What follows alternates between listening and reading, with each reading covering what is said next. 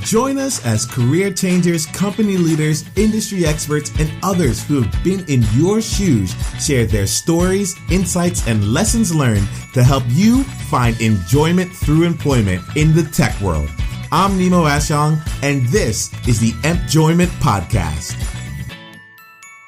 It's my favorite time of the day, Empjoyees, because I get some time to connect with each and every one of you. On today's episode, we have Anna Jordan, who's going to talk to us about her experience transitioning into being an implementation consultant over at Tyler Technologies. Anna's journey began in education, and now she's helping clients implement their technology and be able to get the best results from it. You'll see how Anna's able to use opportunities where people have underestimated her to really bring her true talent and her true expertise to light. There are also some really great opportunities about making an impact in your role, even when you haven't been at the company for all that long. I think that's one of the fun things about tech, where you can really just come in and make an impact almost right away. It's because we need you to make that impact, right? So, with that being said, I know you're in for a great discussion. I also want to invite you to go ahead and give me some feedback on the podcast. I'm looking into the next iteration of interviews, and I want to make sure that I'm asking the right kinds of questions and getting to the right challenges for each and every one of you, so that we're maximizing your time and helping you get to the next level each episode and each week. My invitation for one-on-one coaching is still available at this time. You can just go to empjoyment.com/coaching, and you'll be able to apply for a complimentary session where I focus on you. I set aside the time, I set aside the distractions, and we just focus on you and what you want to accomplish. We explore your possibilities, and we get you a roadmap to success. How's that sound for you? Sounds pretty good to me. So I'd love to talk to you about it. It's over at empjoyment.com/community. All right, so let's go ahead and have this conversation with Anna Jordan. Enjoy. Hey there, Empjoyees, and welcome to the Empjoyment Podcast, where we're focused on helping people just like you find enjoyment through employment. Today, we have Anna Jordan joining us for the conversation. Anna, would you like to say hello to Empjoyees out there? Hello, everyone. I'm so glad to be here. Thanks for having me, Nemo. It is an absolute pleasure to have you here, Anna. I'd love to let employees know a little bit more about you. Let me go ahead and let them know a little bit about your bio here. So Anna Jordan graduated from Shippensburg University in 2014 with an MS in Organizational Development and Leadership, and from Gettysburg College in 2006 with a BA in Psychology. Anna has held many positions in education, from teaching to admissions. And after grad school, she found herself wanting to go in another direction, but did not have a clear sense of where.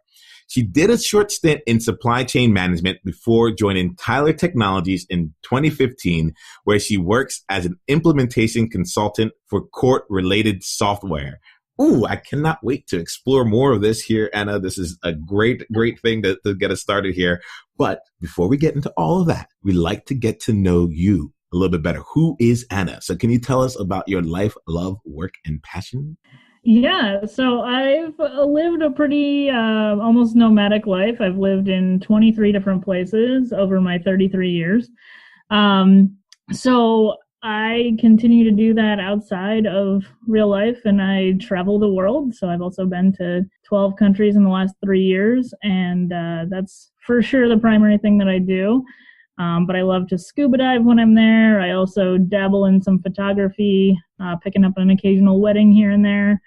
And I do some volunteering with Gettysburg with their leadership center. And yeah, that's pretty much the basics of what goes on with me. Wow. I love how you say it's the basics, but it's like, it's so awesome there. Like all these different places that you traveled. What has been your, what's going on? It's like the biggest thing that you've learned from all of your travels here. If you're going to like sum up all of that experience into something what's something that right now resonates with you? I'm sure you have like over 100 that you can think of. Oh my gosh. I think it's probably, letting go of being super flexible and letting go of anxiety, right? So I am a planner to a T. And when I started traveling, I used to be like, we're going to stay here and we're going to eat breakfast here and then we're going to go here. And this bus line goes from here to here.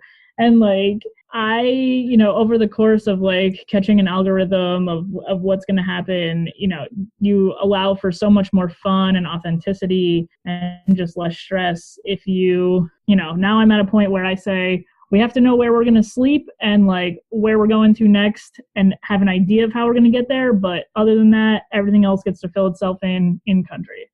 And that's just been hugely helpful and really good for me to just sort of let go of some of those places, or let go of some of those things and just really enjoy the ride. And that's when we discover the most exciting things on our journeys. So, ooh, I love that you are setting us up for success here. I can see that also like carrying on into like your work life in tech in general. I could see that same mentality being somewhat useful there. So I think that knowing that you're like a planner by nature would be really great to see how you're able to bring all these things together in your tech journey. But before we do that, and we'd love to, we're getting a sense as to like how you see the world. We'd love to see if we can capture that in some kind of quote or mantra or motto that you have. So would you mind sharing with us a motto that you use to kind of share how you shape and see the world? Yeah, so I think the thing that keeps me very grounded, or that I come back to a lot, is the quote, "The best opportunities are above or below your pay grade and outside your comfort zone." And the "and" in there is an important piece, right? So above or below your pay grade, okay, sure. But the kicker is, and always outside of your comfort zone. So I think it keeps me humble enough, but also keeps pushing me. But knowing that I need to do more or to do different things to keep finding those best opportunities. So that's actually interesting. When you say this, yeah, I can hear like above your pay grade and outside your comfort zone, but I didn't really expect below your pay grade. Maybe you can explain a little bit about like how that resonates with you a little bit here, and why you keep that as part of your quote. Yeah. So, I mean, I think as you climb the ladder and you have different experiences that you're exposed to, it's very easy to get some level of like chip on your shoulder, or feel like certain things are just below where you are. But, I study leadership a lot, and one of the basic tenets of leadership, or that I subscribe to, is that you always have to be willing to get your hands in and get dirty with anyone else, and don't ask anyone else to do anything that you wouldn't do yourself. And that's not a theoretical, like, oh, I would do that on a casual Tuesday. A lot of times you have to actually show folks that. But, I think if you look at what you're doing right now, Nemo, right? You quit your job, move to another country, and then now you're spending your time helping other folks transition. And so, it's certainly not at the same pay grade that you're at, but it's an awesome opportunity, and you're helping other people and you're honing some other skills. And so things like that pop up all the time. Thank you so much, Anna. And what I'd like to do now is just like, let's continue on your journey here. Like, I'd love to get an understanding. I said that you're an implementation consultant, but I'm not necessarily sure what that is per se, So maybe you can walk us through how what an implementation consultant is, what your day might look like, and maybe we can use that to just start getting an understanding as to what you do on a daily basis. Sure. So in the world of software, you'll often hear implementation specialist or implementation consultant. They're used fairly interchangeably. There's a little bit of nuance there, but for our purposes, they're basically tracking in the same space. And those are the people that really set up a software system for a client. So, for example, I have different clients throughout the country. Notably, I work with one for about an 18-month period to really set up their court software to work for that client. So we have software that's what we call out of the box. It's configurable, but not customizable. So it's not being written for each specific client, but it can be set to the specifications for that client. And so that's what I do, is I set up the software to function the ways that that client needs to. So my days are really spent, depending on where we are in that cycle, either getting subject matter experts or SMEs up to par on the software and what it can do. And then once they're there, they can better tell me, well, when someone gets arraigned, then they have this many days until there has to be a hearing set. And if there's not a hearing set, then this other thing needs to happen. And if there is a hearing set, notices need to go out, etc. And so I make sure all the back end pieces of the software function to fit all those specifications. Near the end of a project, I could be doing end user training. So for those people who are going to actually be using the software day to day, teaching them how to utilize it. There's data conversion in there as well, because oftentimes folks are bringing over information from another software system or multiple software systems. And so making sure that making sure that data will look exactly the same in the software for them to be utilizing that moving forward. So there's several different things that can happen over the life cycle, but it's really working with SMEs, setting specifications, doing configuration, data conversion, and a little bit of training.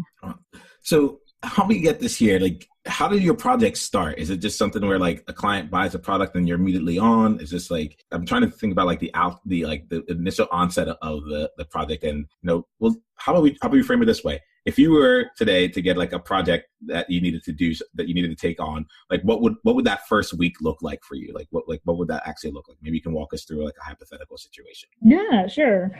So at least at my company, the algorithm is that there's one implementation consultant and one project manager that work together on a project, unless it's a huge scale project.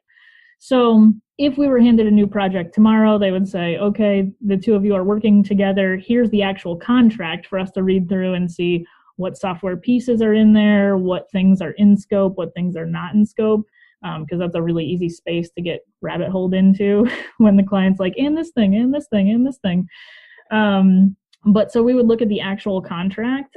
We would set up all of the specs for how we're going to run the project. So are we going to keep issues in this one central place? Are we going to have weekly meetings or daily meetings? Are we going to both be on site and on the same weeks? And how often do we want to be on site with the client based on what we need to accomplish, but also what the budget looks like, how far away they are, what the staffing looks like on their end. And so once we nailed down a lot of those things internally, we'd do our first go out to the client.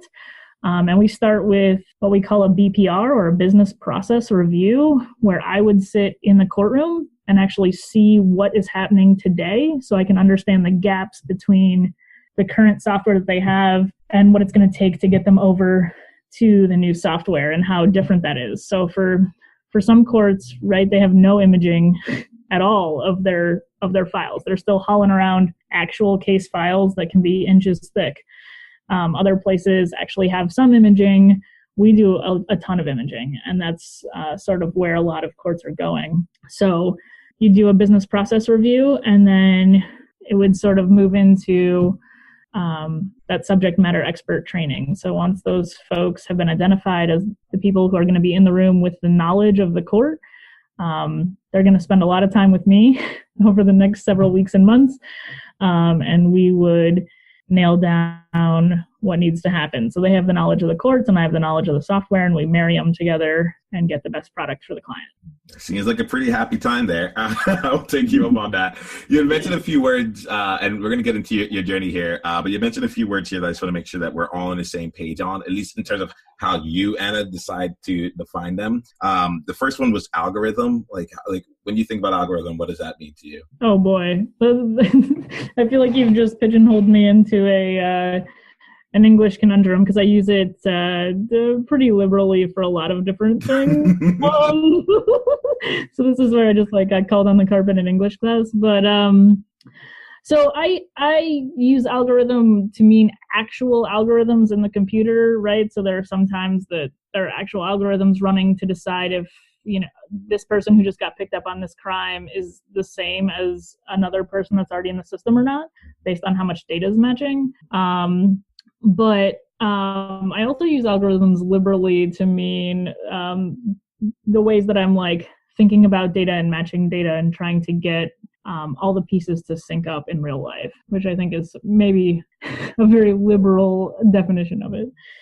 I think that's, to be honest, I feel like however it is used in the context in which it's used, that's where I want us to be able to be, so if people are just tossing around algorithm like that and it has all these different meanings, then let's go with it. At least now employees, we know about it, and we can when it comes up in conversations, we're in the know, and we can choose to see which one of the many meanings is being applied here.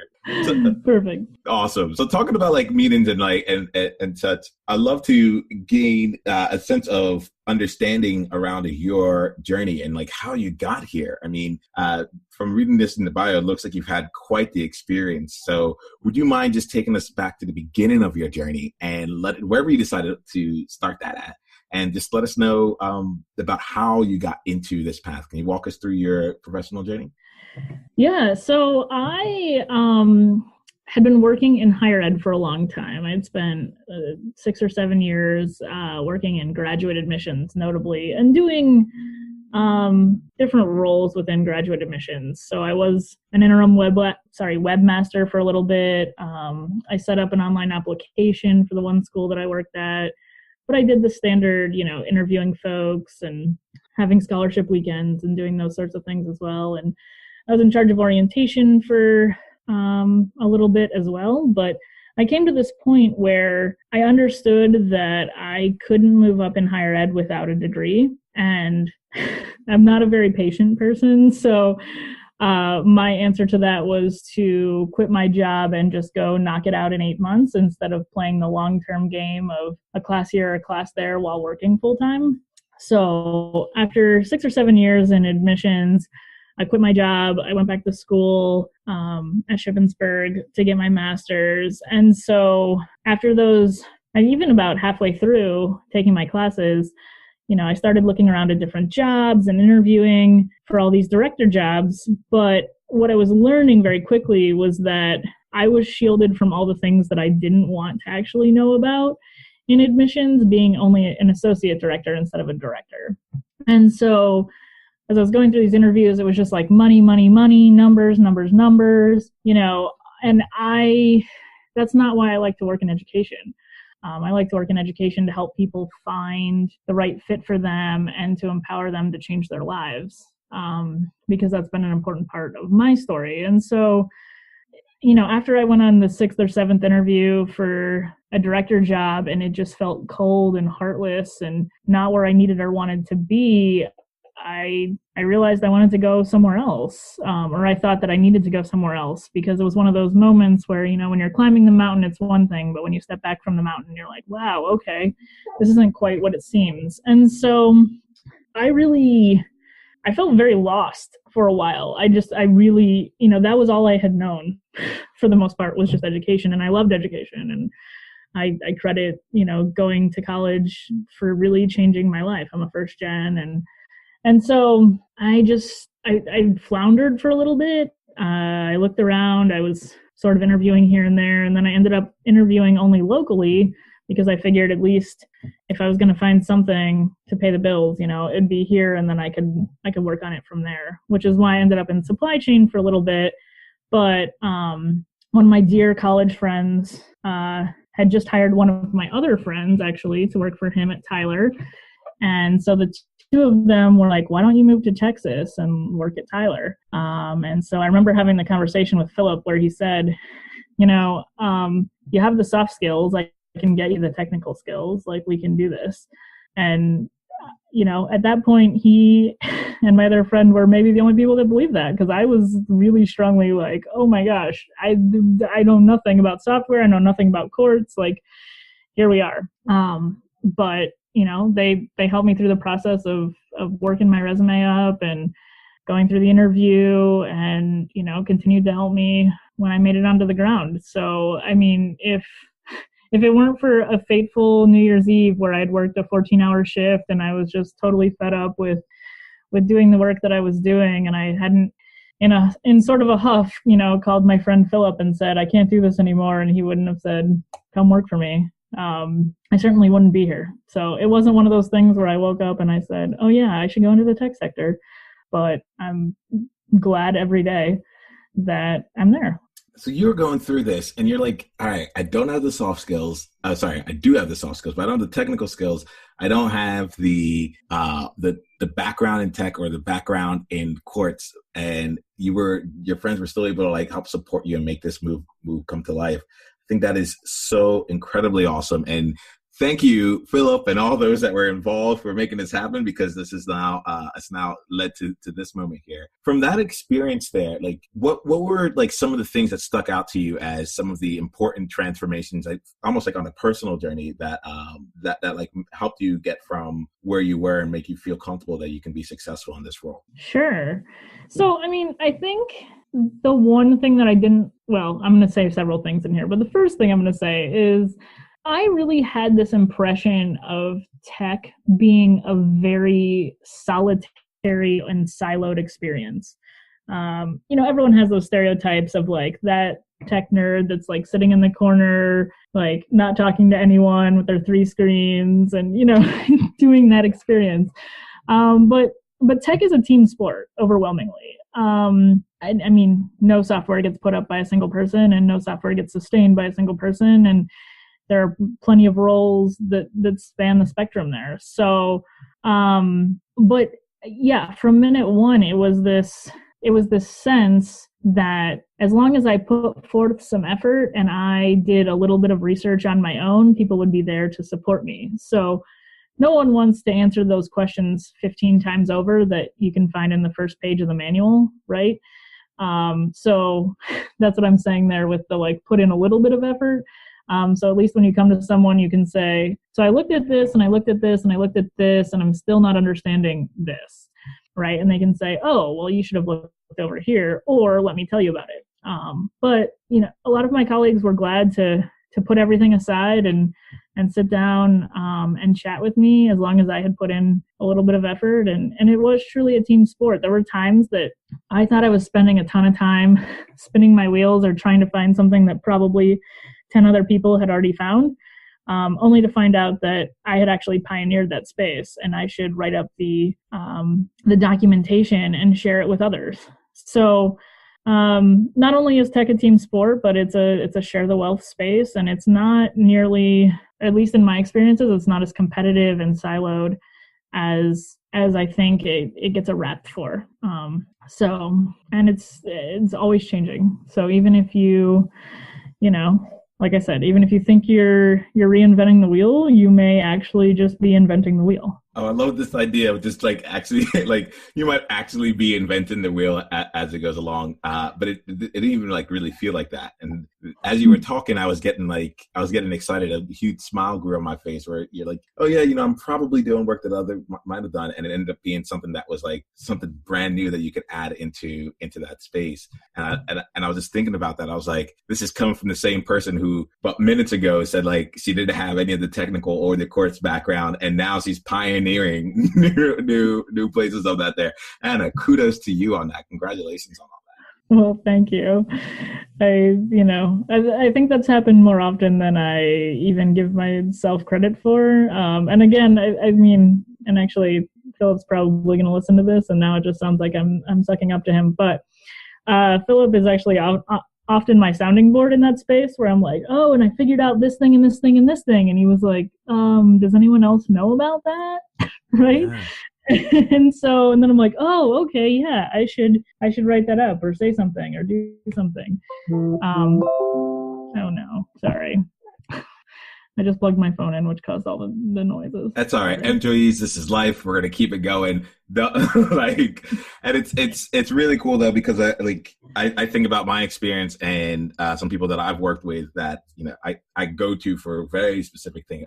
I'm very much I believe a lot in like maximizing my strengths. And as such, I need to know my weaknesses. I think I have to be pretty in touch with my weaknesses so I can find someone else that can join me on the journey to help either bridge that on a long-term perspective from a team-wise place, or, be able to walk into a meeting and say, hey, I have all these thoughts in my head. Can you help make it into a straight line and help me make a plan out of this here? So I feel like, I'm happy that you have this great relationship with Phil where for you can have that back and forth and he's able to help fill out that part and shine some lights on some places where you might think were naturally captured that really everyone else can benefit from. So Phil, I'm going to go on here and I'm going to join this here and say, thank you. Thank you for being awesome. Thank you for creating this opportunity and for this experience. And, Anna, it seems like you've had a really fulfilling journey right over over at Tyler Technologies and as an implementation consultant. And I'm really happy for you, but I know that not all these things come with just some kind of straight linear path to success. You know, there are challenges, there are roadblocks, and let's face it, there are failures. And to be honest, I think it's really important that we explore all of that here with a concrete example. Like, you don't have to think about all the times, but if you can think about one time, one particularly difficult time that you can share with us here about while working, and the steps that you took to overcome it, we would love to learn from that example there. Yeah, so I think the best one, and this has actually just come full circle recently, so maybe this is the recency effect at play, and I'm sorry, but I'm going to use it anyway. So I've painted a picture for you of my first days at Tyler and understanding that team effort. And so I went through the 6 weeks of onboarding, and then I went to one software go live out for a client that was ready to go live. And then I got assigned to my first client, which was already happening or in flight. So someone had already been working on that project for several months, and they were getting shifted off and I was getting shifted on. And I met up with the project manager, and we're having our first meeting. And this is my first real meeting at Tyler. And he looks at me and he says, okay, well, how much court knowledge do you have? I'm like, well, I actually have never worked in a court, you know, and I've just come off of like feeling very good at Go Live. Like I know what I'm doing, and I've come out of onboarding and being like, I can totally do this, you know, and he looks at me and he's like, okay, well, how much experience do you have with the software? And I was like, well, and also I don't have any experience with the software. And he lost it. Like, and he would actually say that because we've just recently had a conversation about this, but he was just like, are you kidding me? What? How are we? What? And so I remember being like, oh no, it had been such a roller coaster of coming in and feeling like I didn't have the skills, and then being like, oh no, I can do this. And then that first meeting went that poorly. And so I remember feeling really terrible walking away from that, but in the end, I really took that space as more motivation to prove that I could do it. But I also realized that Tim did me a favor in that space in totally underestimating me, because we actually had a conversation just last week in which he brought up that conversation and he said, I hope that didn't terribly affect you. And I was like, well, I remember it being important at the time, but I haven't thought about it again in a while. But, you know, he did me the favor of really blowing him out of the water then, because he had really no expectations. And so, you know, he paid me some great compliments when we got to come around to it again. But so, I mean, I also had someone at the beginning times of my experience at Tyler be like, never tell anyone how long you've been a consultant, because they won't, you know, want to believe you if you haven't had X amount of time, basically. And, you know, while I didn't volunteer in my early days, like, oh yeah, this is my like 4th week. You know, I certainly was still a little bit candid about those spaces. And I think that made me successful, in which I was like, well, I don't know the answer to that, but I'll find it and get back to you. Which didn't say, hey, I'm a greenhorn and I have no idea what I'm doing. It was just, I haven't experienced that yet. And I'll certainly do the work and get back to you. So I think I muddied the waters there a little bit, but there were 2 spaces of feeling sort of completely diminished or totally underestimated, but that totally working to my advantage. But also the space of, you know, you can admit that you don't know something without, you know, saying that it's, you know, this is early on in your career, because there's certainly people that have worked at Tyler for 15 years that still haven't configured every single piece of the software, plus it changes all the time. So you certainly don't have to put on a front that you know everything, and that's honestly the more ideal space to be in.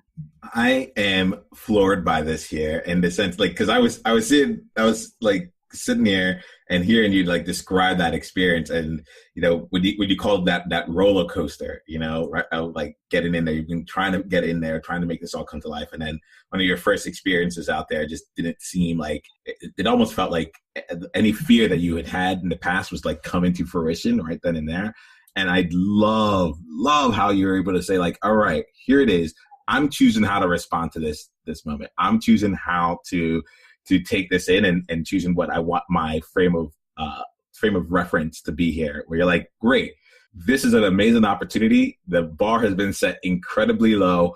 All I can do is exceed expectations, because if I even just meet expectations, then it's like, so, but I think that's like kudos to you, because that's like, it's not an easy place to be. And I'm thinking about my own personal experiences where, you go out and you try something and you put it out there into the world, and you're like, I'm staking my claim in this here. Like, I'm doing this. And to hit that level of resistance, I think it's something that, quite frankly, is something that a lot of MJs out there it's on our mind, realistically, just given the amount of work that we put in there. So, thank you for just giving us something that we can kind of hold on to and say, like, great, you know what, these things might happen. And if they do, like how you choose to respond to it, how you choose to frame it can go a long, long way. And I love how you had this moment of candor, and I've been finding in my own personal journey that to be more important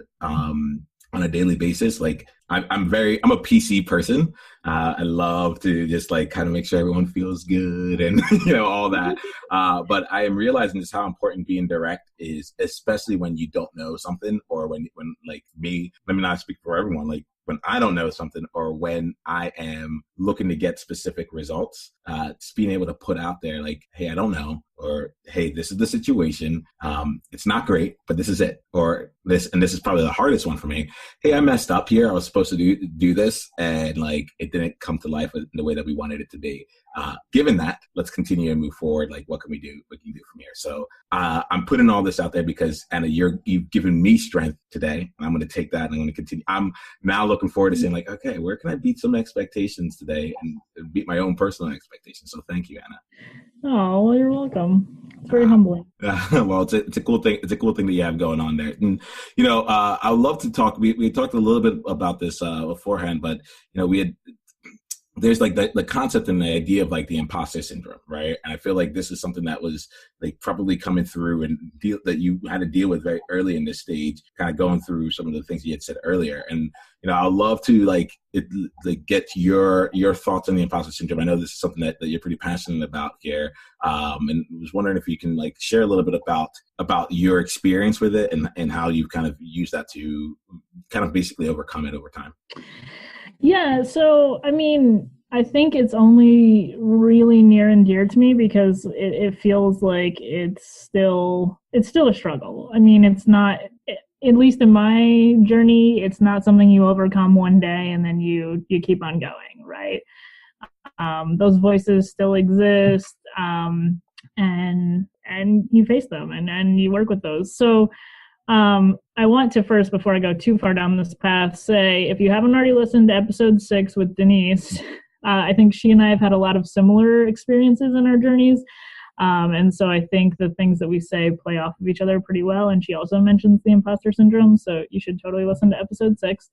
But yeah, I mean, the imposter syndrome, by the way, just to define it, is that space where, people don't give themselves enough credit to internalize the things that they've actually done. And so they feel like at any moment they could be exposed as a fraud. That's my Cliff Notes version of the definition. And so, I for sure felt that way for a long time, and actually am just growing into this space in the very recent past. I've been recently sitting in on some end user training for my most current go live. And so we have a new trainer who's training, and I'm sitting in the back of the room to sort of help and guide her and help her feel a little more comfortable in case people are asking her crazy off the wall questions, because she's really just trying to teach, And so she has sort of painted this space wherein, I'm the sage at the back of the room and like the computer nerd who does things behind the scenes, and she teaches, right? And so that felt really awkward the first couple times that was said. And so I really interplayed with it for a while and grew into that space. But, I mean, like anything, there's always going to be people who know more, and there's always going to be people who know less about any topic or any experience or anything. And so as long as you're being authentic about what you do know and how you can help, and you're continuing to share the wealth and pay it forward and not assume that you're reinventing the wheel, but you might be inventing the wheel, like, I think you just continue to walk through life and get to that place. That's such a great takeaway from all this experience. I feel like that was overall what occurred there. You did all those things that you just said out there.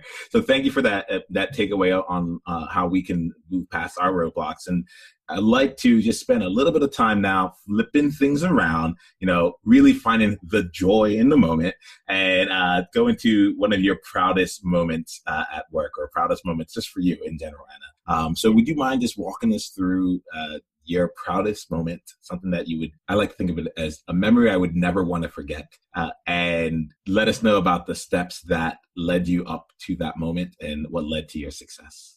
Yeah. So, I think I've been really lucky to have a lot of these experiences throughout my time at Tyler and in my other careers. But some of those, I was actually inventing the wheel style moments are absolutely some of those. But, I think if I had to point to one, it would be a situation where the judges come in and they learn about two different kinds of software on my current client, right? There's the main software that everyone's using, and then they have a special set of software just for them to read files, essentially, because when there's no longer that paper file for a judge to be handed, they have a software that helps them search through the papers and move through that. Well, judges, as a general rule, haven't been using a bunch of technology in their everyday lives. So that, first of all, is a learning curve for them. But secondly, don't often take kindly to other people telling them what to do or how to do things. And certainly feel like coming to training is a huge waste of their time because they have more important things to do. And so on this current client, we have some trainers, and then we have implementation consultants, and the project manager is very particular about only letting implementation consultants train the judges, not the contractual trainers.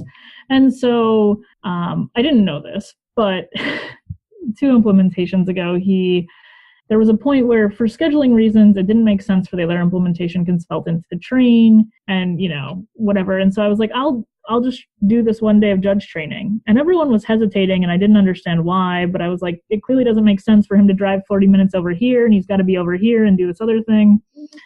So I stepped in and did it, and the judges shockingly enjoyed their experiences. And so the next time around, the project manager was basically like, you're doing judge training, and if there's one judge we have to get on board, it is this one judge. And so obviously there was a lot of pressure coming into this space, but the outcome was that specific judge raved about her experience and the software and being there. And so, afterwards, that just felt, there was actually a moment where, when I learned about how she had said some of these very positive things about the software in the follow-up meeting, that I really wanted to take a victory lap around the office. It was like, yes, we won. So it's, every day I get to help introduce change into people's lives, and, change is inherently hard. And then on top of it, if you're not even choosing that change, it's harder yet. So I get to have little victories all the time, helping people take those little steps to change. And helping them understand that it's not nearly as scary, or it's not nearly as hard, and I'll be there to help them through that. So sometimes I very liberally also use the word sherpa a lot when I'm talking about the software and in training, and I'm like, don't worry, I'm here to be your sherpa. So, if you need a drink, if you need to take a break, if you need whatever, I'll be here. Knowing that I'm changing people's lives, but also the greater public, because all the software that I work with is public sector software, is just really, really awesome. It's one of those experiences where at the end of the day, I get to lay my head on the pillow and know that I've made a difference. But helping those people understand that change is not nearly as hard, and the software is not the scariest thing ever, is just really fabulous. It's so funny because you said like shockingly earlier. You're like shockingly she enjoyed it, and I was like, actually, I haven't talked to you and knowing you like that doesn't shock me at all. So I'm so thrilled to hear the story here. And what was coming to mind because as you were talking about your victory lap, I was kind of doing a little victory dance here. One day I'm gonna have to show employees what it looks like when I dance at my chair because I do it. I've done it at basically every job that I've worked at. I like to celebrate. I like to celebrate with people. It's a good thing.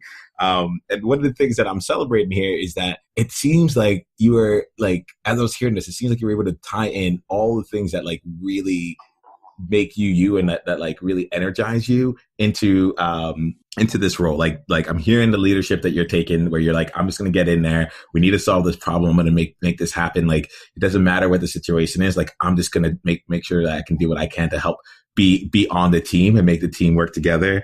I'm hearing like the parts of the higher ed process that you really wanted to do, like to help people move forward and help them like grow and we would have these things here. I'm hearing that like you're doing these trainings, you're helping people get educated in this. And then like I'm thinking about the Sherpa. I also like to call myself a Sherpa. It's a weird, like I'm like, I want to go on this journey with you, but I've been there. Like it's my job to like guide you along the way and help you help you navigate. I'm not going to be able to climb the mountain for you, but I'll climb it with you. I think that like just thinking back to all of your travel experiences and your love of travel, I was like, notice how like even that comes into play here. So and like it's really cool to see this like amalgamation of everything in like the most positive way possible, and it brings me great joy. And so I appreciate you for that, and I'd love to take that spirit of joy and look at things right now and see like what's coming up in your life, what's happening for you right now, and that brings you great joy and currently excites you. Yeah, so I'm gonna give you one thing like in my professional life, and I'm gonna give you one thing in my personal life here. So as I mentioned, Tyler's a public sector software company, and prior to about 10 months ago, all of our contracts were in the States. And so we now have some contracts in Australia, but like we're looking at other options as well.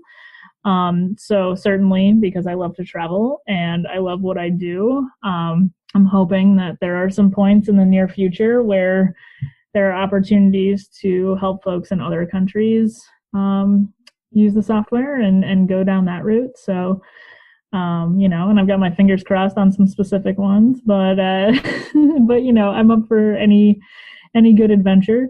But in my personal life, my best friend from elementary school approached me last year. He's a writer and also an English teacher, and he was really struggling to get a book published and just his relationship with that publishing world. And he and I are a very dynamic team, and we've taken on several different volunteer roles together over the course of our 28 years of friendship or something. And so Jonathan said, "Hey, do you want to start a literary journal with me?" And I want to be clear that I feel the least qualified to start a literary journal of perhaps all humans on the face of the planet. Beyond the fact that I like to read some poetry occasionally, I'm really not like I don't do any writing. I did psychology and neuroscience, and so those are very far from my normal spaces, but it was very important for him. And so we spent the last year getting a team together and just released our first issue. And we, I had these moments where I was like, no one's even going to submit their stuff to us, or like, no one's going to read the journal after we do all this work. But we had over 900 submissions, and we've now had 1,900 readers in the last 2.5 weeks since we've launched. And it's just been an incredible journey of getting people's work out there, and the gratitude that they've showed us. But I mean, I'm just so grateful for all of them for entrusting their work to us to put out there. And so it's just been a fabulous journey. As someone who has seen this site, it is fantastic, and I really appreciate that like you said yes to that opportunity. I'm glad you got a chance to work with Jonathan on this like that, and you brought it to life here. This is no small deal here, and I love how you're like, yeah, I'm probably not all that qualified, and yet at the same time it's super awesome. So that's congratulations on that. We're like, I'm sure employees out there would love to see this here, would love to experience here. And we talk a lot about creating a portfolio and helping that come out there. And so, just the act of sharing your work and creating something that is, and you put it out there for others, I think is something that from a meta level is also really important for us employees. So how do we go and see this literary journal so we can stay on from issue 1 and everything going forward? Yeah, so the journal is called Oyster River Pages, so you can find it at www.oysterriverpages.com. And so we, everything's online. It's not a print journal, and so we're going to keep on trucking there. I think we're going to do one more every year. Is our plan. This is awesome. This is awesome stuff. So Anna, we're just at our time here. If there was like one other thing you're going to share with employees, like, what I like to say is like, if there was some action that you're going to encourage them to take in the next 7 days to help them move forward toward experiencing enjoyment through employment, what would that be? Yeah. So I have so many thoughts here, but what I think I'm going to say, my final thought's going to be, technology is very pervasive, and the industries you've been working in use technology in some way, right? So when I talked about I didn't have any course knowledge and I didn't know the software, so you may not know the software, or you may know the software for a specific industry. So if you've been working in education, right, there's plenty of case management systems that I could have looked at working there to get my foot in the door when I wasn't sort of double blind. So if you're looking to get into the tech sector, think about the industries think about the softwares you've touched, think about even just researching who the top leaders are in that industry in tech, and go those routes. Because if you look at your LinkedIn too, you probably know some of those people who work at those tech companies if you've been in that industry for a little while, and that might be a great place to get your foot in the door, or at least start having some of those conversations. Fantastic.